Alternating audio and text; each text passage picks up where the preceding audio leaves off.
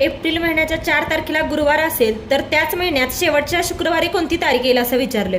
आता काय करायचं, सगळ्यात पहिला एप्रिल महिन्यात दिवस किती असतात? एप्रिल महिन्याचे टोटल दिवस असतात 30 आणि आपल्याला दिलंय काय की 4 एप्रिलला कोणता वार होता?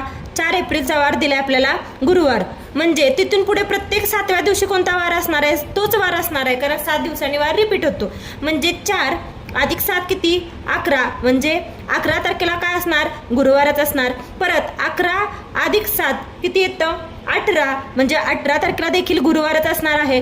परत 18 अधिक 7 तोच वार 7 दिवसांनी येणार. 18 अधिक 7 25. म्हणजे 25 तारखेला कोणता वार असणार? गुरुवारच असणार. आणि एप्रिल महिन्यात दिवस असतात 30, म्हणून पुढचा शुक्रवार हा शेवटचा शुक्रवार येणार. जर 25ला गुरुवार आहे तर 26ला कोणता वार असेल? शुक्रवार. म्हणून आपल्याला काय विचारलंय की महिन्याच्या शेवटच्या शुक्रवारी कोणती तारीख असेल? तर शुक्रवारी कोणती तारीख असणार आहे? 26. Option number 4.